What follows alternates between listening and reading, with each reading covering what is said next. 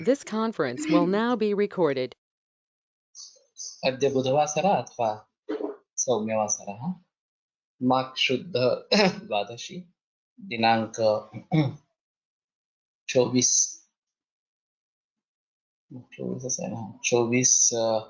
फेब्रुवारी 2021 चरक सूत्र सन अध्याय 30 शंखं चक्रं जलधान् ददतमृतघटं चारुदौर्भिश्चतुर्भिः सूक्ष्मस्वरातिहृद्यां शुकपरिविलसन् मौलिमं भोजनेत्रं कालाम्भोदोज्ज्वलाङ्गं कटितटविलसच्चारुपीताम्बराढ्यं वन्दे धन्वन्तरिन्दं निखिलगदवनप्रौढदावाग्निलीलम् प्रौढदावाग्निलीलम् ब्रह्मणो हि समारब्धामात्रेयाद्देवपूजिता अस्मदाचार्यपर्यन्तां वन्दे गुरुपरम्पराम् आयुर्वेदरतं वन्दे माधवाख्यं महागुरुम् आयुर्वेदामृतं सर्वं शिष्येभ्यो यः प्रदत्तवान् द्रष्टाज्ञानी दृष्टकर्मा कृतकर्मा तथैव च अध्यापको विषक्श्रेष्ठो महान् संशोधकस्तथा गुणैरेतैः समुदितैः यथार्यमृतनोदिसः समृद्ध्यर्थं हि कार्यस्य वयं तु प्रयतामहे सरस्वत्यै नमो यस्याः प्रसादात् पुण्यकर्मभिः बुद्धिदर्पणसङ्क्रान्तं जगदध्यक्षमीक्षते आत्रेयं प्रथमं वन्दे आयुर्वेदजगद्गुरुम् आयुर्वेदामृतं सर्वं गृहीत्वा हि सुरेश्वरात् अग्निवेशादिकेभ्यो यत् प्रयच्छत् मुनिसत्तमः प्रथमं तन्त्रकर्तारम् अग्निवेशं नमाम्यहम् त्रिवारम् ओङ्कारः क्रियते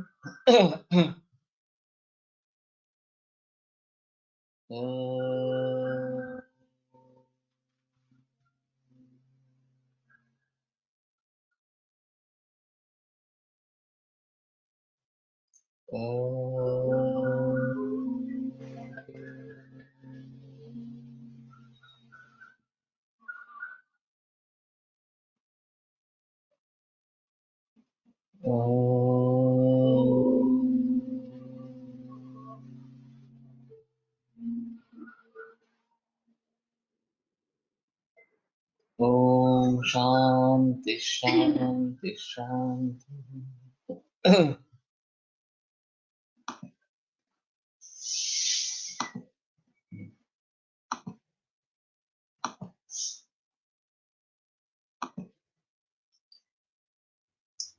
तत्र अहिंसा प्राणिनां प्राणवर्धनानाम् उत्कृष्टतमम्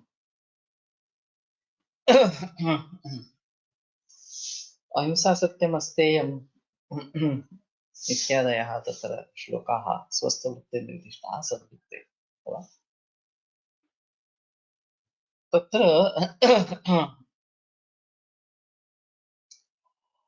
हिंसास्तेयां यथा कामं पैशन्यं परुषां वृत्ते एतानि पापकर्माणि एतानि वर्जनीयानि इति स्पष्टतया निगदितम् हिंसया हिंसावृत्तिः भवति न तु प्राणवर्धनं भवति अतः हिंसात्यागः एव करणीयः इति तत्र फलितार्थः साम दाम दंड भेद भेद दंड ये जो चार नीति बताई गई है राजनीति इसमें साम पहला है फिर दाम और फिर भेद और उसके बाद में दंड दंड सबसे अंतिम आता है अगर दूसरे कोई उपाय नहीं होते हैं तो सिर्फ दंड का अवलंब करना है तो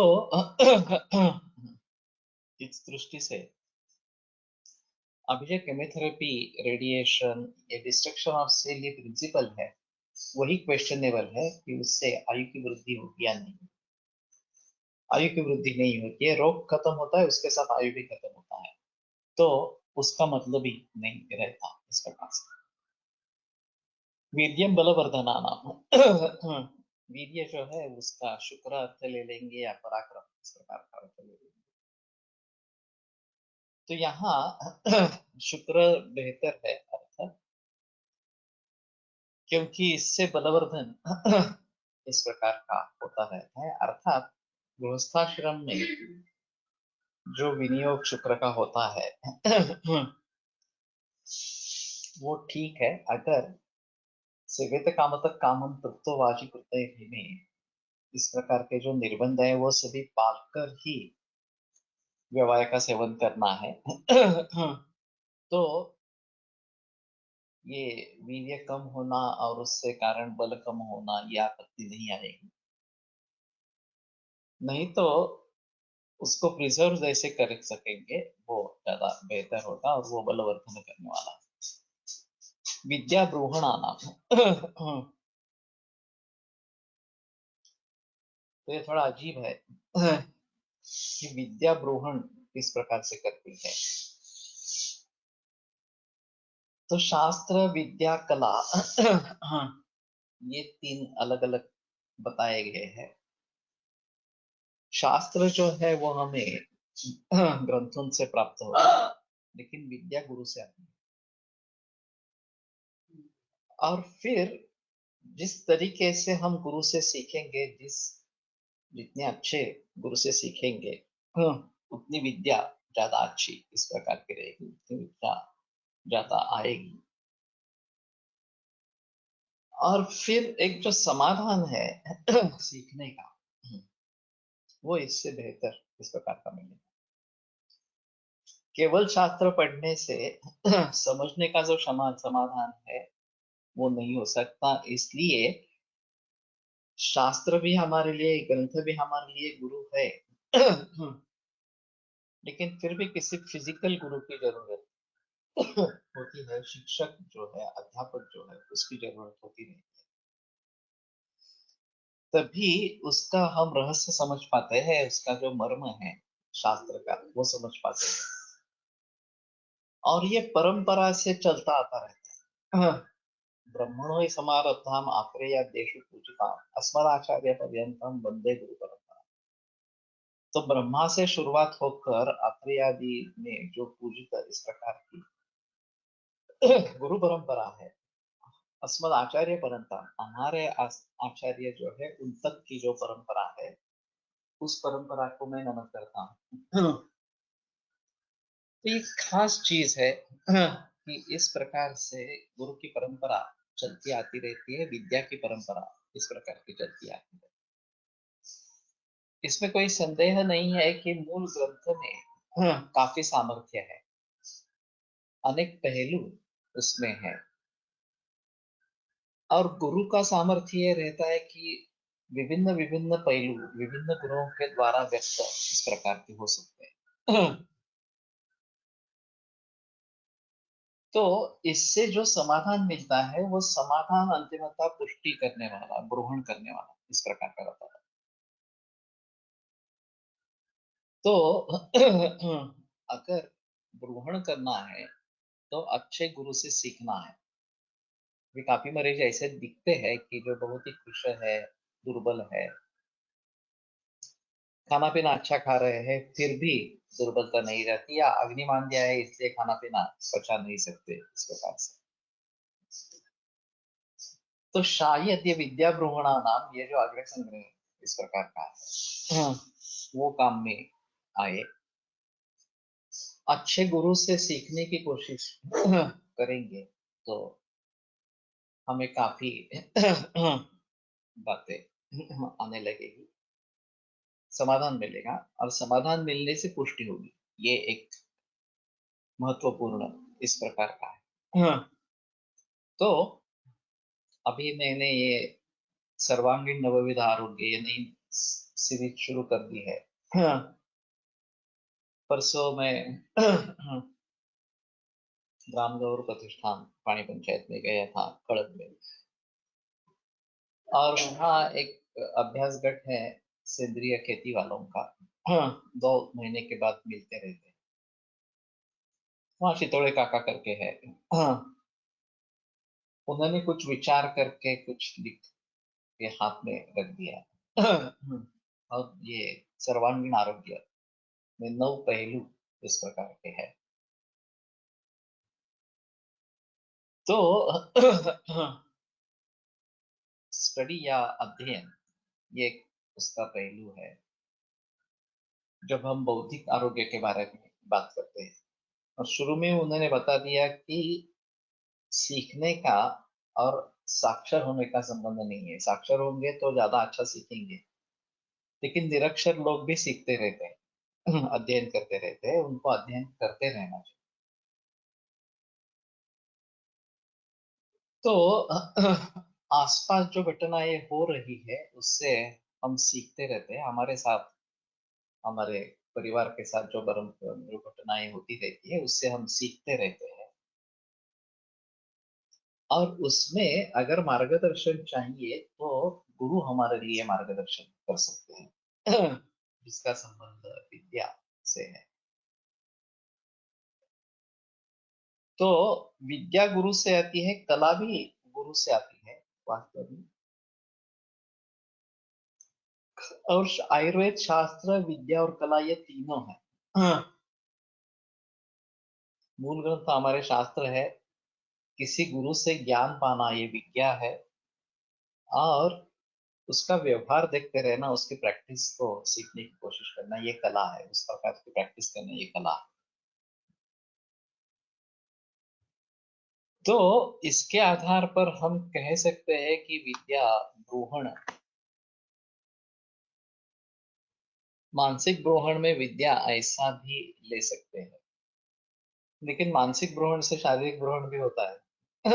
अचिंतया हर्षणेन ध्रुवं संतर्पणेन च, तो अचिंता और हर्षण ये मानस है। स्वप्न प्रसंगाचे कृषो वराह एव पुष्यति, वराह एव पुष्यति ये फलश्रुति बताई गई है। तो इसमें संतोष या समाधान होता है, तो ब्रूहण अपने आप आने लगता है।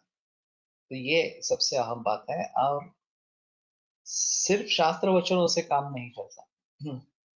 विद्या है तो उसको हम आगे ले जा सकते हैं, उसके जरिए सीख सकते हैं, उसके जरिए ज्ञान प्राप्त कर सकते हैं, उसका समाधान दे सकते हैं। ते विद्या ब्रूहणाना, यद्यपि मांसम ब्रूहण प्रधानम तथा तत् शरीर मात्र ब्रूहणम, विद्या तो शरीर मनो ब्रूहणी या अतिरिच्यते। तो विद्या शरीर और मन दोनों का पोषण करती है। और शायद विद्या का ओजस से कुछ संबंध होगा, क्योंकि ओजस भी शरीर और मन दोनों का तुष्टि और पुष्टि करने वाला इस प्रकार का है। तो विद्या से ओज बढ़ता है क्या, ये एक देखने लायक इस प्रकार का रहेगा। इंद्रिय नंदन आना, नंदन और हर्षण में क्या अंतर करेंगे, ये थोड़ा सा सवाल है। दोनों आनंद के ही दो विभिन्न रूप इस प्रकार के हैं। तो इंद्रिय जय, इंद्रियों पर अगर विजय पाते हैं, काबू पाते हैं, तो वो नंदन, आनंद देने वाले चीजों में श्रेष्ठ इस प्रकार का। ये काफी मुश्किल है, और इसलिए इस प्रकार से अपने इंद्रियों पर काबू पाना ये बड़ी सफलता इस प्रकार की है। और फिर उससे जो आनंद मिलेगा, हम समझते हैं कि इंद्रियों के विषयों के उपभोग में हमारा आनंद है, लेकिन वास्तविक आनंद इंद्रियों पर जय पाने से होता है। ये एक इसमें अहम मुद्दा इस प्रकार का रहेगा। तो नंदन या आनंद देने वाले चीजों में इंद्रिय जय है। तत्वावबोधा हर्षण आना, तत्व का ज्ञान होना, ये हर्षण में श्रेष्ठ है। हर्षण ये आनंद का ही व्यक्त रूप है। इंद्रिय जय में शायद आनंद होगा, हमें महसूस होगा, बाहर लोगों को दिखेगा, ऐसी चीज नहीं है। और तत्वबोध और तत्वावबोध या दोन्ही शब्दांचा अर्थ एकच की वेगळा, एक ही है। अवसर अव उपसर्ग लगा उसमें, तो तत्व का बोधना यानी कि तत्व का अवबोध होना इस प्रकार से। अगर कुछ फर्क होगा तो बहुत मामूली इस प्रकार का। तो वो आनंद जब व्यक्त हो जाता है तो हर्षण कहलाएगा।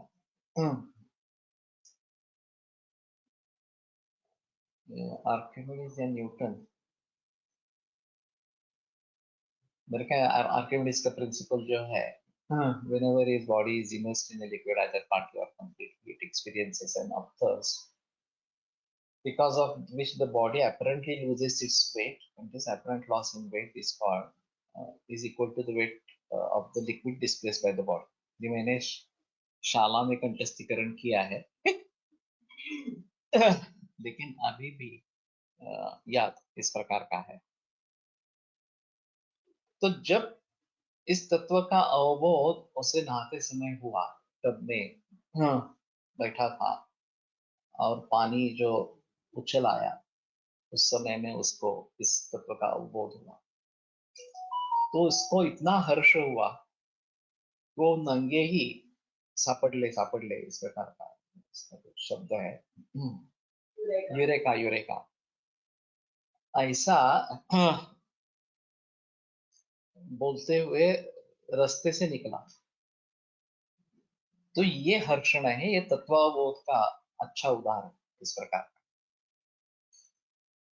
कि उसके समझ में जो बात आई है, तत्व का ज्ञान हुआ है, वो दूसरों को मुझे बताना ही चाहिए, मुझे बहुत हर्ष हुआ है, इस प्रकार की जो स्थिति रहेगी वो हर्षण इस प्रकार का कहलाएगा। सो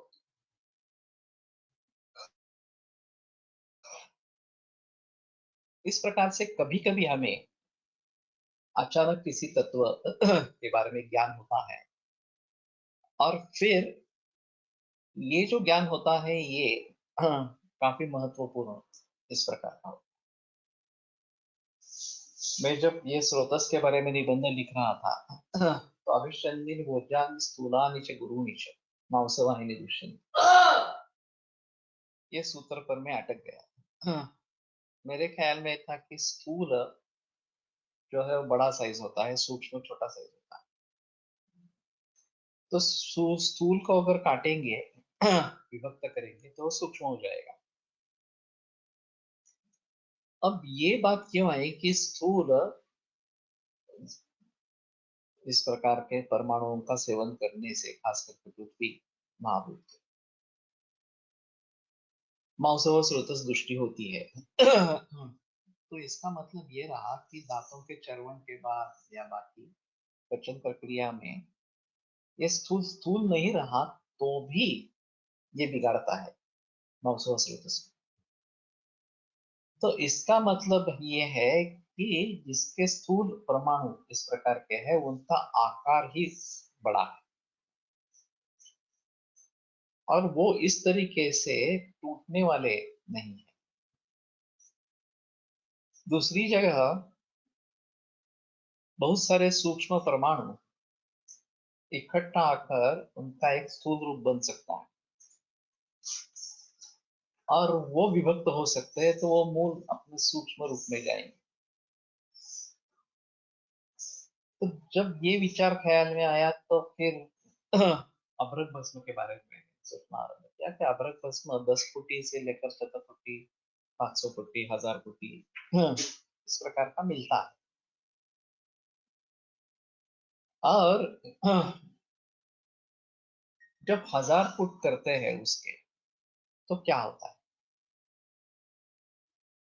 तो मैंने समझ लिया कि ये सूक्ष्म मूल रूप से है, इकट्ठा आने से ये स्थूल स्वरूप उसका बन गया। और जब हम इस प्रकार की फुटों की संख्या बढ़ाते जाते हैं तो वो एक ऑप्टिमम लेवल पे आ जाता है कि बस आगे उसका कुछ सूक्ष्म रूप इस प्रकार का नहीं है, यही अंतिम इस प्रकार का सूक्ष्म रूप है। तो मेरे मन में दो शंकाएं उपस्थित हुई, एक 1000 ही फुट क्यों, 4000 5000 भी हो सकती थी। हाँ, लेकिन अगर एक ऑप्टिमम लेवल 1000 में प्राप्त हो जाती है कि आगे फुट देने से फायदा इस प्रकार का नहीं है, तो 1000 पे रुकना है। और फिर अभ्रक के ही इस प्रकार के 1000 फुट क्यों, सोने के, चांदी के, तांबे के क्यों नहीं? तो उसमें वो सूक्ष्मता नहीं है जो अवरक्त में है। लेकिन इसमें एक महत्वपूर्ण मुद्दा ऐसा है कि स्थूल और सूक्ष्म ये न बदलने वाले भाव हैं। और इसीलिए स्थूल अगर है तो वो मांसव स्रोतस को नष्ट करेगा। अभी जो ये पाम ऑयल वगैरह इस प्रकार के या मार्जिन वगैरह इस प्रकार के जो सो कॉल्ड स्नेह इसमें बेकरी प्रोडक्ट्स में इस्तेमाल किए जाते हैं, वनस्पति घी, तो उसके बारे में कहा जाता है कि शरीर के नॉर्मल नॉर्मल टेम्परेचर में उसका पचन होता ही नहीं है। लीवर बहुत ज्यादा उष्णता वाला अवयव है, उससे जब नॉर्मल बॉडी टेम्परेचर रहता है तो भी उसका टेम्परेचर 105 रहता है अंदर से। बुखार वगैरह आ जाता है तो इन पदार्थों को हम पचा सकते हैं और इसमें स्रोतोरोध निर्माण करने की क्षमता है। ये स्थूल ही रहते हैं इस प्रकार से। तो स्थूल और सूक्ष्म ये बेसिक क्वालिटीज है, न बदलने वाली क्वालिटीज है। जिसको हम सूक्ष्म हो गया बस में इस प्रकार से बताते हैं, वो केवल वो मूल रूप से सूक्ष्म था, उसका सूक्ष्म रूप व्यक्त होके गया होता गया। स्थूल को हमने सूक्ष्म नहीं किया, जो सूक्ष्म ही था लेकिन बहुत सारे परमाणु इकट्ठा होने से स्थूल जैसा दिख रहा था, उसको हम अलग कर सकते हैं। जो मूल रूप से स्थूल है वो स्थूल ही रहेगा। नहीं तो स्थूला नीचे गुरु नीचे ये जो बात कही गई है उस निरर्थक हो जाएगी, क्योंकि कोई स्थूल रहेगा ही नहीं, सभी सूक्ष्म ही रहेंगे। तो गुणों में किन गुणों में परिवर्तन आता है और किन गुणों में परिवर्तन नहीं आता, ये एक अहम चीज इस प्रकार की है। गुरु लघु के बारे में परिवर्तन की बात आती है, बाकी गुणों के बारे में परिवर्तन के बारे में ज्यादा जिक्र नहीं है। वैसे रूप बदल सकता है, उसमें परिवर्तन आ सकता है लेकिन ठंडी चीज गर्म हो गई, गर्म चीज ठंडा हो गई, वीर्य बदल गया, ऐसा नहीं हो। रूक्ष स्निग्ध उसका हम पराजय कर सकते हैं, उसमें परिवर्तन नहीं ला सकते। वात रूक्ष गुणात्मक है और तेल स्निग्ध गुणात्मक है। तेल का अभ्यास करने से तेल वात पर नियंत्रण पा लेगा, उसकी रुक्षता को कम कर देगा। लेकिन ये रुक्षता वास्तव में वात कम हो गया इसलिए रुक्षता कम हो गई और स्निग्धता बढ़ गई तेल की जगह। रुक्षता में परिवर्तन होके वो स्निग्ध हो गया ऐसा नहीं है तो इसके आधार पर फिर एक सोच नई आने लगी मन में, तो गुण कौन कौन से हैं। पराधि परापरत्व हेतु वगैरह वगैरह नित्य इस प्रकार के गुण बताए, गुरुमंद हिम स्निग्ध ये गुण बताए गए हैं। लेकिन उसके परे भी कुछ गुण इसमें दिखाई देते हैं ग्रंथों में, उसके बारे में जिक्र है, उसके बारे में कार्य बताए गए हैं। लेकिन गुणों की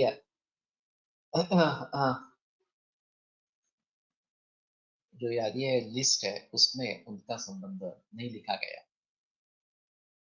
तो एक संशोधन का अलग विषय इस प्रकार का रहेगा। पहले हमें ये गुण है ये निश्चित कर लेना है। व्यवहाय विकासी, इनको अष्टांग संग्रह में बाद में जोड़ दिया इस प्रकार से। सरल तीक्ष्ण प्रकर्ष तो कष्टित पर जो उदार होता है इस प्रकार से, ये सरल तीक्ष्ण गुणों के प्रकर्ष है, ऐसा कुछ लोगों ने बताया। तो इस प्रकार से अन्य भी गुण जब हम कोश का कार्य कर रहे थे तो सामने आए हैं। अभी प्रातिपदिक कोश में इसके बारे में ज्यादा जिक्र होगा शायद। और ये तत्व ज्ञान का विषय इस प्रकार का है। तो हमें उसको समझ लेना चाहिए. दही स्थूल आणि तक्र सूक्ष्म, हाउ इट इज पॉसिबल. ग्रंथों में साक्षात संबंध नहीं लिखा है. तक्र सूक्ष्म शायद है, लेकिन दही सूक्ष्म स्थूल है, इस प्रकार का रेफरेंस मेरे ख्याल में नहीं है. पॉसिबल तो है गुणांतराधान अगर हो सकता है तो, लेकिन जैसे मैंने कहा कि मूल रूप से स्थूल है या परमाणु इकट्ठा आने से स्थूल जैसा लग रहा, तो उसका सूक्ष्मीकरण हो सकता है. लेकिन जो मूल रूप से स्थूल है वो तो सूक्ष्म नहीं बनेगा, वो स्थूल ही रहेगा. और पृथ्वी तत्व का जहां पे संबंध रहेगा, पार्थिव अंश को बढ़ाना है, तो उसमें ये स्थूल के बारे में सोचना जरूरी पड़ेगा. तो तत्वावबोध ये कब होगा, बता, इसके बारे में बता नहीं सकते.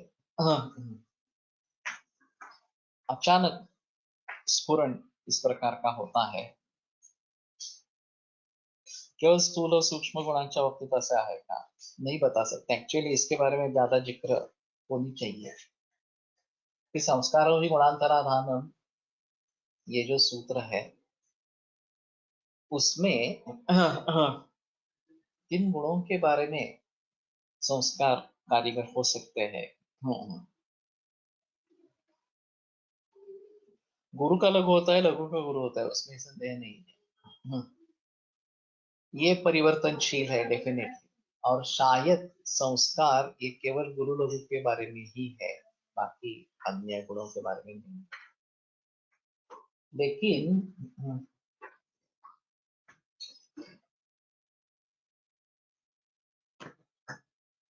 स्थूल सूक्ष्म रूक्ष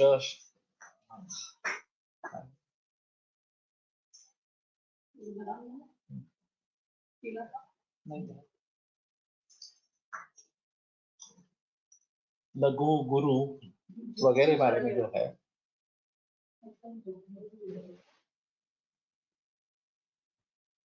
इनके बारे में काफी मुश्किल होता है कि इनमें परिवर्तन आएगा. तो परिवर्तन प्रायः केवल गुरु लघु के बारे में ही आता है, बाकी गुणों के बारे में परिवर्तन नहीं आता. और उदाहरण भी जो दिए हैं वे सभी गुरु लघु के बारे में ही दिए गए. इस प्रकार के उदाहरण मूल रूपार्थ स्थूल आहे म्हणजे काय.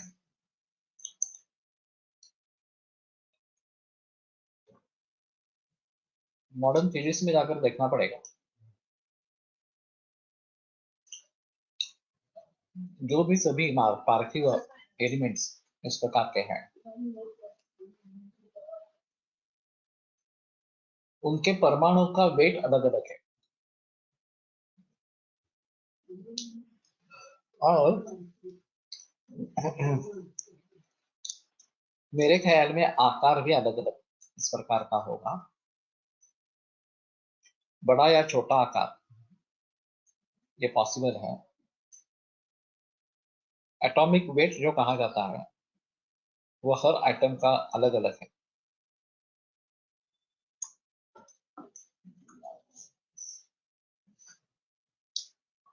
और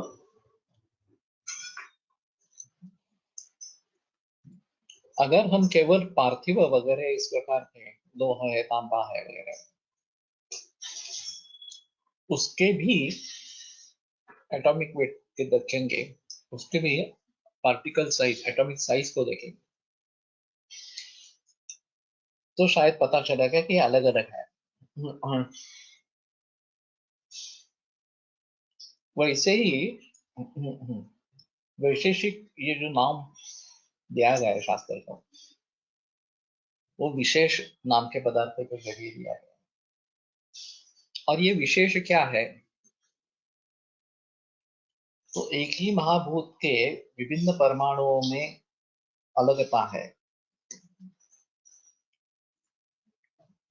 तांबे का परमाणु, लोहे का परमाणु, ये अलग अलग इस प्रकार के हैं और उनमें कुछ विशेष है, इसलिए ये अलग अलग है, ऐसा उनका कहना है। तो मॉडर्न केमिस्ट्री भी अभी ये मानती है कि ये अलग अलग इस प्रकार के हैं, जिसको हम वायवीय कह सकते हैं, नाइट्रोजन, हाइड्रोजन, हीलियम वगैरह वगैरह, ये भी अलग अलग वायु है। तो हर एक की एक विशेषता है और उसी के जरिए उसको विशेष ये पदार्थ मानना पड़ा। औषधांचे सूक्ष्मीकरण करतो तेव्हा औषधीवर संस्कार करण्यास, तो ये सूक्ष्मीकरण संज्ञा दी गई है।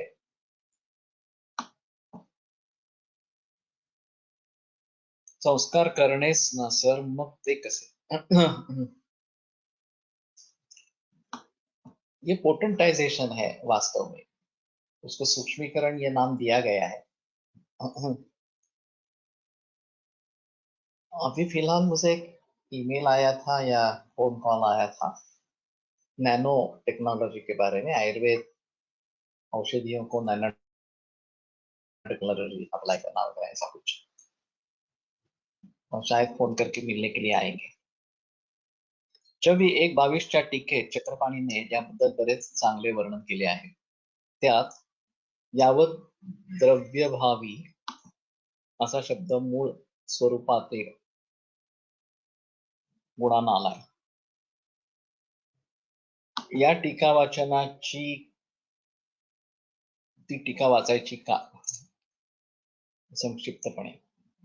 24, 1:22 ठीक है, पढ़ सकते हैं।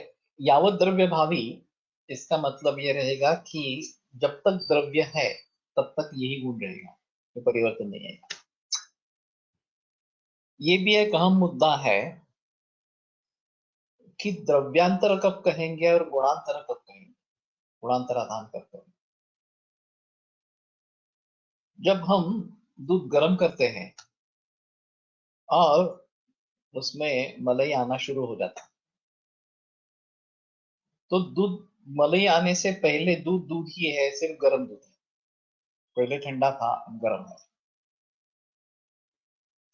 मलाई आना शुरू हो गया, मलाई को अलग कर देंगे तो ये मलाई विरहित दूध ही है, लेकिन फिर भी अभी भी उसको हम दूध ही कहते हैं।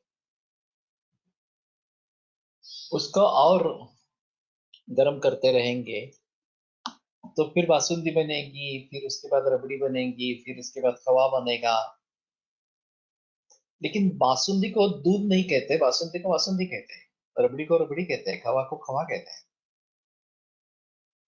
तो जब द्रव्य बदल जाता है उसको अलग नाम दिया जाता है। तो बासुंदी के गुण बासुंदी के गुण करके कहलाते हैं, दूध के गुण वहां पे एप्लीकेबल नहीं हो। तब तक दूध दूध है, सिर्फ गर्म हुआ दूध इस प्रकार का, या किंचित इसमें से पानी का अंश कम कर दिया है इस प्रकार का दूध, ऐसा बोलेंगे। लेकिन वो दूध ही कहलेगा जब तक गुणांतराधान उसमें हो रहा है, कि गुरु दूध अगर लघु बन जाए तो ये गुणांतराधान होगा, क्योंकि हम उसको दूध ही कह रहे हैं। लेकिन जब हम बासुंदी कहेंगे तो ये द्रव्यांतर हो गया, नया द्रव्य निर्माण हो गया, और इसके गुणधर्म अलग से बताने हैं। संस्कारामध्ये भावना पण येतात। वृक्ष द्रव्याला स्निग्ध द्रव्याची और उष्णला शीतची भावना देऊन औषध तयार करतात, तेव्हा गुणांतराधान होते ना। संयोग करणे हा पण एक संस्कारच ना। मग हे गुण बदलतात, बदलत असतात।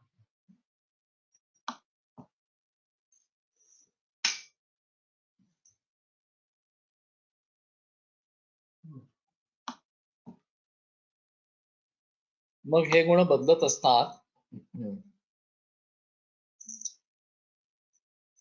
असेच म्हणावे लागेल ना.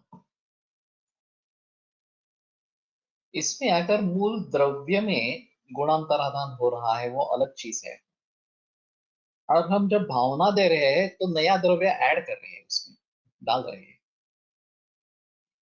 और वो उस द्रव्य के गुण हैं जो उस जो कोई संयोग हुआ है उसमें समा गए हैं. विरुद्ध गुण संयोगे भूयस अल्पम ही जीयते. विरुद्ध गुणों का संयोग हो जाने पर जो भूयस है वो अल्प वाले को जीत लेता है. और इसलिए रूक्ष गुण का अभिभव हो गया.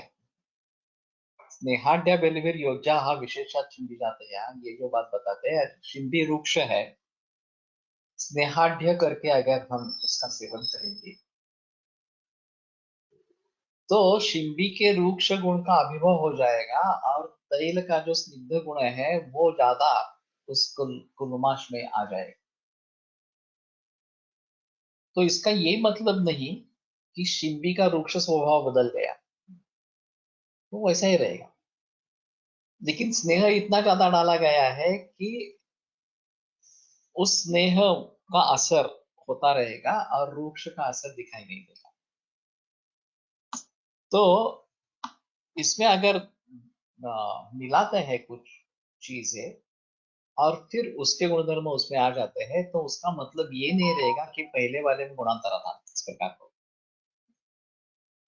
करणं पुनः स्वाभाविकानां द्रव्याणां संस्काराः संस्कारोऽपि गुणान्तराधीनम् उच्यते. ते गुणाः तोयाग्निसन्निकर्ष शौचमन्थन देशकाल वासना भावन वासन भावनादिभिः कालप्रकर्ष भावनभाजनादिभिश्च आधीयन्ते.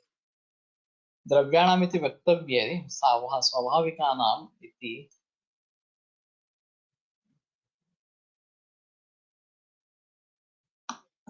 यत् करोति तेन उत्पत्तिकाले जनकभूतैः स्वगुणारोपणम् संस्कारस्तु उत्पन्नस्यैव तोयादेन गुणान्तराधानम् इति दर्शयति. जो उसके मूल स्वभाव है, उसका गुण है, ये स्वाभाविक गुण इस प्रकार के हैं. तो केवल द्रव्य के बारे में न बताते हुए स्वाभाविक द्रव्य जो है, तो उसके मूल गुणधर्मों को देखना है. तेन उत्पत्ति काले जनकभूत ही स्वगुणारोपण. तो उत्पत्ति काल में जनक उसके जो है महाभूत निर्माण करने वाले जो महाभूत हैं उनके गुणों का आरोपण उसमें हो जाता है. संस्कार स्थित उत्पन्न सेव तया देना गुणांतराधान.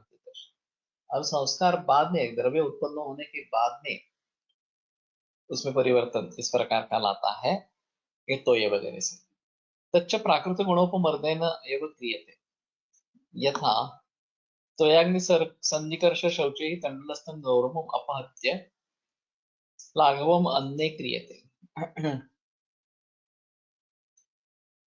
तो प्राकृत गुणोपमर्देन गुरुत्व अगर तंडुल का स्वभाव है, तो ओदन जो उसके बनता है पानी अग्नि सन्निकर्ष से, तो वो हल्का होता है, लघु होता है. तो मूल जो गुरु गुण है वो उपमर्द हो जाता है उसका, और उसकी जगह लघु गुण ओदन में आता है. अभी ये द्रव्यांतर है वास्तव में देखा जाए तो, कि तंडुल जो था वो कच्चा तंडुल गुरु था, अब ये पक्व तंडुल लघु इस प्रकार का होता. लेकिन उसको हम पक्व तंडुल नहीं कहते हैं, उसको हम ओदन कहते हैं. ये जो नई संज्ञा आती है तो ये द्रव्यांतर तरीके से समझना है. अब ओदन लघु है गुरु है, ये बात हो सकती है, और यही अगर मांसरस सब्जी वगैरह से सिद्ध किया जाए ओदन, तो और गुरु बनता है. तो ये संयोग का महिमा उसमें समा जाता है. तो द्रव्यांतर कब कहेंगे और गुणांतर कब कहेंगे, ये एक अहम चीज बता दिया था. सुधवता प्रस्तुत चौतनो लघु, यहाँ सभी जिक्र जो है वो गुरु लघु के बारे में ही है. ये एक अहम मुद्दा है. रक्तशाल्यादेः लघो अपि अग्निसंयोगादिना लाघवं वर्धते. वृत्तशाली यद्यपि लघु है तो अग्नि संयोग से उसका लाघव बढ़ जाता है। मंथनाद गुणाधानम यथा शोधकृत दधि शोधकम सस्नेहम अपि मंथना इति देशेन यथा। ठीक है, तो मंथन एक संस्कार है और दधि जो शोध निर्माण करने वाला है उसी के मंथन के बाद उससे जो तक्र बनेगा वो शोध रुत है, शोध का हरण करने वाला है। अब इसमें गुणांतराधान क्या हुआ ये देखना जरूरी इस प्रकार का है। दधि गुरु है और तक्र लघु है, तो गुरुत्व से लघुत्व में आ गया, फिर उसके आधार पर जो शोध निर्माण करना और शोध को नष्ट करना, ये बातें हुई। तो ये बात ध्यान में रखनी जरूरी है कि उसके आधार पर आगे क्या होता है। और सिर्फ यहाँ गुरु लघु का ही विचार है मंथन क्रिया से, या मंथन क्रिया से अग्नि भी निर्माण होता है, ये भी एक अलग चीज इस प्रकार की है। इसका गुणों से संबंध नहीं रहेगा, लेकिन अग्नि निर्माण होता है। जैसे काष्ठ मंथन करने से अग्नि निर्माण होता है, इस प्रकार इस मंथन से अग्नि निर्माण होता है। वो जो तक्र में समा जाता है, और इसके कारण तक्र के काफी गुण प्रशस्ति बताई गई है। देशेन यथा भस्म राशि अधः स्थापयेत् इत्यादि। तो एक प्रकार का अनग्नि श्वेत ये है, उष्णता देना इस प्रकार का है। और ये उष्णता पाचन संस्कार कराती है। जो फर्मेंटेशन की जो प्रोसेस है, आसुतीकरण जो है, उसको इस उष्णता से बल इस प्रकार का मिलता है। और मध्य के गुण हम देखेंगे तो मध्य उष्ण तीक्ष्ण इस प्रकार का है, वैवाहिक विकासी उष्ण तीक्ष्ण इस प्रकार का है। यथा द्रव्य गुण और इष्टा सर्व मध्य गुणादि कहा, अरिष्ट जो बनता है तो द्रव्य के गुण भी उसमें रहेंगे और मध्य के भी रहेंगे। चंदनासव उशीरासव उसके अच्छे एग्जाम्पल्स है। चंदन और उशीर शीत है, फिर भी उसका आसव बनने पे उसके साथ में उष्ण तीक्ष्ण गुण भी जोड़े जाते हैं। तो ये दोनों तरीके से काम करता है। चंदनासव होने के कारण शीत कार्य जो उसका अपेक्षित है, पित्त शमन ये भी करता है। और मध्य के तीक्ष्ण उष्ण व्यवहार विकास के कारण शरीर में फैल जाना वगैरह ये भी बातें हो सकती है, या पाचन की भी प्रक्रिया हो सकती है। ये तत्रापि चोत्तमम सर्पी संस्कार से अनुवर्तनात्, सर्पी के बारे में घृत के बारे में भी यही चीज है। चित्र का सिद्ध घृत बनाएंगे तो चित्र कटु कटु उष्ण रूक्ष इस प्रकार का है। तो चित्र का सिद्ध घृत अपने स्निग्ध शीत गुरु इन गुणों के साथ चित्र के ये रूक्ष उष्ण इन गुणों को भी कैरी करता है। तो ये अवगुंठित इस प्रकार का हो गया चित्र जो है। तो शरीर को उससे होने वाली तकलीफ कम होगी और कार्य भी होगा। ये एक अलग संस्कार का परिणाम इस प्रकार का है। वासनेन गुणाधानम यथा अपामुत्पन्नादि वासनेन सुगंधानुकरणम भावनया च स्वरसादि कृतया स्थितस्यैव अमलकादेः गुणस्य उत्कर्षो भवति। भावना देने से उत्कर्ष होता है, लेकिन इसमें दो चीजें हैं, उसमें द्रव्य भी बढ़ता है। चाहे उसका अमल की का स्वरस हम अमल की के चूर्ण में डाले और खरल करें तो थोड़ी मात्रा में ही सही, लेकिन गुण का प्रकर्ष हो जाता है। द्रव्य भी बढ़ जाता है थोड़ा सा, और थोड़ी मात्रा में से ही द्रव्य बढ़ जाता है, लेकिन गुण का प्रकर्ष ज्यादा इस प्रकार का होता है। तो इन सभी बातों को ध्यान में रखना जरूरी है। काल प्रकर्षद यथा प्रकर्षाद यथा पक्षात जातर संपिबेत इत्यादि। भावनेन यथा त्रैफलेन आयसे पात्रेण तल्पेन आलेपयेत् इत्यादि। आदि ग्रहणात् पेषण अभिमंत्रणादि गृह्यते। तो पेषण अभिमंत्रण ये भी, तो पेषण ये जो संस्कार है ये शायद ये सूक्ष्मीकरण की बात हम कर रहे थे, पोटेंटाइजेशन इसमें महत्वपूर्ण है। ननु संस्काराधेयेन गुणेन कथम स्वाभाविक गुणनाशः क्रियते यथा स्वभाव निष्प्रतिक्रिया इत्युक्तम्। कि संस्काराधेय जो गुण है उससे स्वाभाविक गुण का नाश कैसे होता है, क्योंकि स्वभाव निष्प्रतिक्रिया, स्वभाव बदलता नहीं। यदि हि संस्कारेण स्वाभाविक गुरुत्वं प्रतिक्रियते तदा स्वभाव निष्प्रतिक्रिया इति कथ्यते। अगर संस्कार से स्वाभाविक गुरुत्व का प्रतिकार होता है तो स्वभाव निष्प्रतिक्रिया, ये जो बातें बताते हैं वो कैसे ब्रूमः स्वभाव निष्प्रतिक्रिया इति स्वभावो भावानां उत्पत्तौ नान्यथा क्रियते। कि जब किसी द्रव्य का निर्माण होता है तो उसमें जो उसका स्वभाव बनता है उसमें परिवर्तन हम नहीं ला सकते। तेन जाति प्रतिबद्धं हि माशादीनां गुरुत्वं न तज्जातौ स्फोटयितुं पार्यते। तो माश गुरु है और मुद्ग लघु है, ये जो माश जाति से संबद्ध गुरुत्व है या मुद्ग के संबंध लघुत्व है, उसका हम अलग नहीं कर सकते, उसको हम तोड़ नहीं सकते। संस्कारेण तो तद अन्यथा करणम अनुमतमेव दृष्टत्वात्।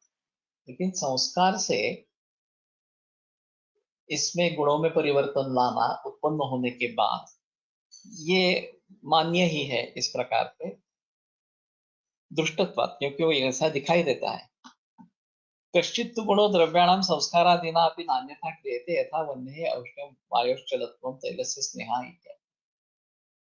तो कुछ गुण द्रव्यों के संस्कार वगैरह से भी अन्यथा नहीं किए जाते। औष्ण्य, चलत्व, स्नेह वगैरह एते ही यावत द्रव्य भाविना एव गुणा। तो ये यावत द्रव्य भावी गुण है, इनका जो संबंध है गुणों से वो निश्चित इस प्रकार का है। गौरवादयस्तु पुराण धान्यादिषु अपि अपगम दर्शनान् न यावत द्रव्य भाविना। तो गुरुवादि में क्या आता है इसके बारे में इसका कुछ कोई बहस नहीं है। गौरवादयस्तु, गौरव और लाघव इसके बारे में संदेह नहीं है, वो उसमें परिवर्तन होता है। लेकिन आदि में क्या आता है इसके बारे में कहीं जिक्र नहीं है। तो पुराण धान्य में गौरव नष्ट हो जाता है और लघुत्व आ जाता है, यावत तो ये यावत द्रव्य भावी नहीं है। उक्त ही गुण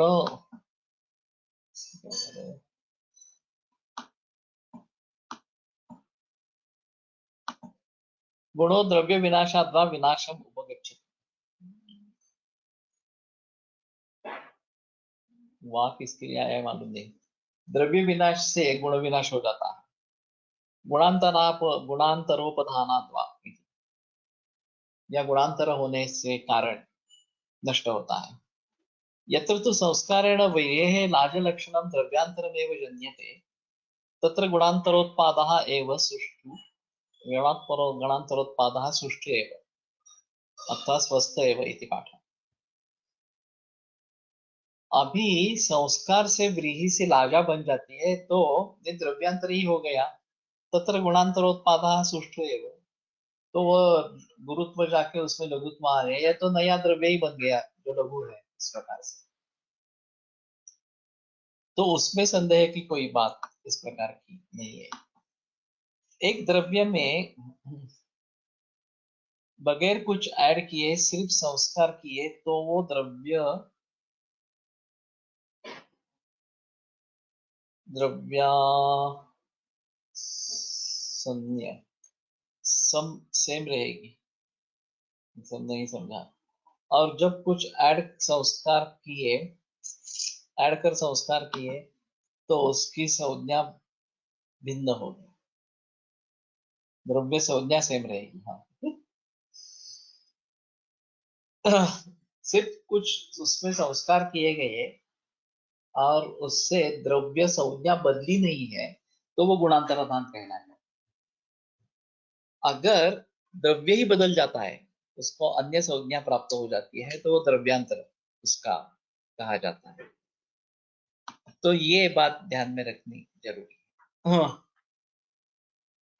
कहाँ से कहाँ निकले तत्वबोध, इससे हम निकले। तो सभी गुण परिवर्तनशील नहीं है, कुछ ही गुण परिवर्तनशील इस प्रकार के हैं जो संस्कार के माध्यम से बदलाए जाते हैं। ये एक तत्वावबोध है। और इस प्रकार के तत्वावबोध हमें शास्त्र में होते रहेंगे। प्रकृति के बारे में जैसे मैंने जिक्र किया था कि फिलहाल प्रकृति के बारे में जो भी प्रचलित मत है वो गलत है। भली भांति हमने प्रकृति को ग्रंथ से पढ़ने की कोशिश नहीं की है। और फिर ये जो कुछ फॉर्मूले बनाए हैं, क्वेश्चनर्स बनाए हैं और वात पित्त प्रधान कफानुबंधी वगैरह, इस प्रकार से हम प्रकृति निकालते हैं। ये सब गलत तरीका इस प्रकार का। तो ये तत्वावबोध होना ये भी एक अहम चीज है। एक बार हमें इसके बारे में पता चले कि अरे ये कुछ गलत हो रहा है, सही क्या है वो देखना चाहिए इस प्रकार से। तो शायद इन मतों में परिवर्तन आएगा। और गलत सहमियां उसमें से दूर होगी। तो तत्वावबोध ये हर्षण करने वाले चीजों में श्रेष्ठ, उसमें जो आनंद मिलता है वो एक अलग आनंद है, और ये दूसरों को व्यक्त करने लायक इस प्रकार का आनंद है। ये इसमें एक अहम चीज रहेगी। ब्रह्मचर्यम अयनानाम, मार्ग कौन सा अच्छा है, तो अयनों में ब्रह्मचर्य सबसे श्रेष्ठ इस प्रकार का है। अब ये अयन कहाँ लेके जाने वाला है, ये एक अलग चीज रहेगी। शायद ये मोक्ष के बारे में बातचीत है कि ब्रह्मचर्य का पालन करेंगे तो वानप्रस्थाश्रम और संन्यासाश्रम, ये अवस्थाएं अच्छी इस प्रकार की आएगी, और फिर मोक्ष की तरफ हम जा सकेंगे, मोक्ष हासिल कर पाएंगे। तो अयनों में ब्रह्मचर्य श्रेष्ठ इस प्रकार का है। अभी पथ्या एक पर्याय शब्द है हरितकी का।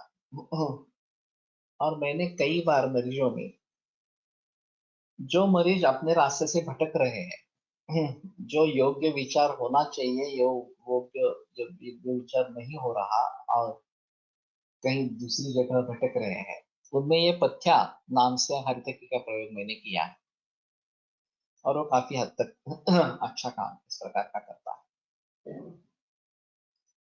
तो शायद ये ब्रह्मचर्य के बारे में भी पथ्या का प्रयोग अगर करेंगे, ये अयना नाम श्रेष्ठ इस प्रकार के है। पथ्यम पथो न पेतम यत्, तो मार्ग को न छोड़ने वाला ये जो रहेगा, वो पथ्या इस प्रकार से अब्रह्मचर्य वालों में, या फिर मैस्टरबेशन हस्तमैथुन की अगर ये शिकायत है, तो उसमें पथ्या का प्रयोग कर सकते हैं कि जो भटक रहा है मन, उसको काबू में लाके योग्य मार्ग पर लेके आए,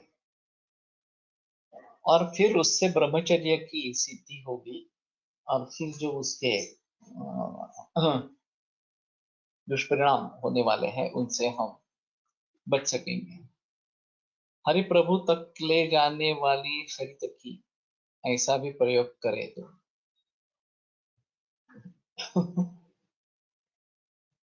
कर सकते हैं। यादृशी भावना यस्य सिद्धिर्भवति तादृशी, मंत्रे तीर्थे द्विजे दैवे दैवज्ञे भेषजे गुरु। ये वचन तंत्र में श्लोक आया है, मंत्र तीर्थ द्विज देव भेषज। यादृशी भावना यस्य, जिसकी जैसी भावना है, सिद्धिर्भवति तादृशी, उस प्रकार की सिद्धि होती है। तो हरि तकी का हरि तक लेके जाने वाली, ये अगर बात तुम मानते हो या समझते हो, तो उस हिसाब से भी हरि तक का प्रयोग करेंगे तो ले जाएगी, ऐसी नहीं आपत्ति लेके नहीं जाएगी इस प्रकार से।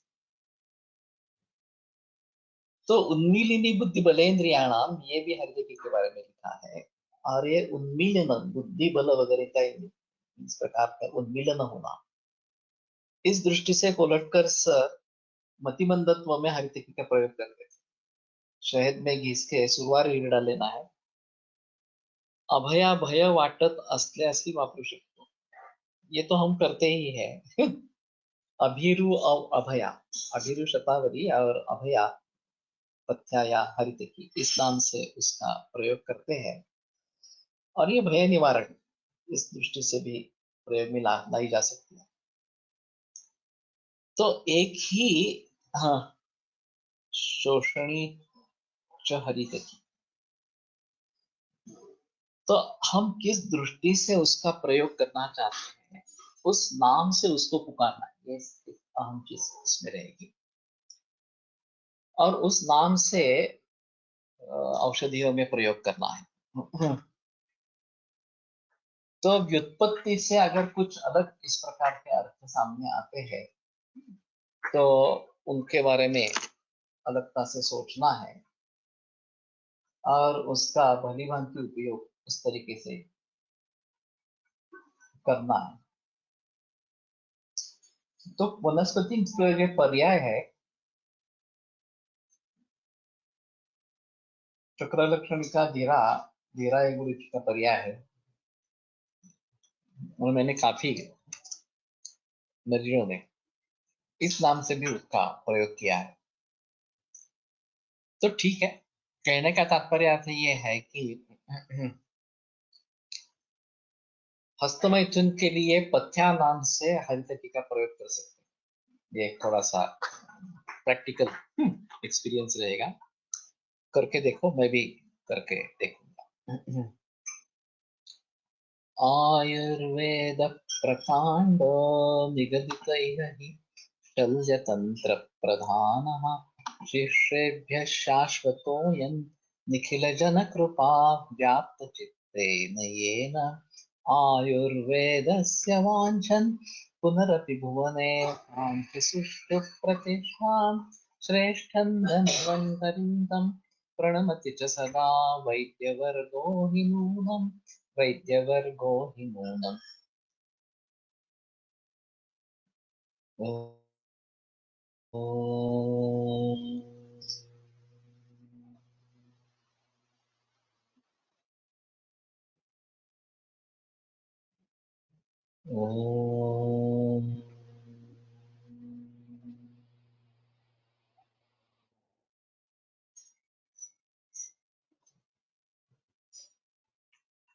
ओम।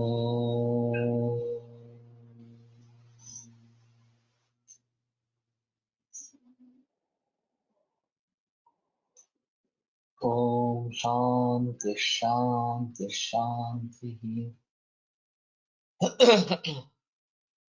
टेल द भयनाशन कॉम्बिनेशन ऑफ हरितकी once again। कॉम्बिनेशन नहीं है, अभया नाम से हरितकी का प्रयोग करना है, बाकी कुछ नहीं है। दवा में हरितकी चूर्ण ही देना है, लेकिन अभया नाम से लिखना है। विरम्यते व्याख्यान व्यापार स्वाहा पुनरपि मिलिष्यामः।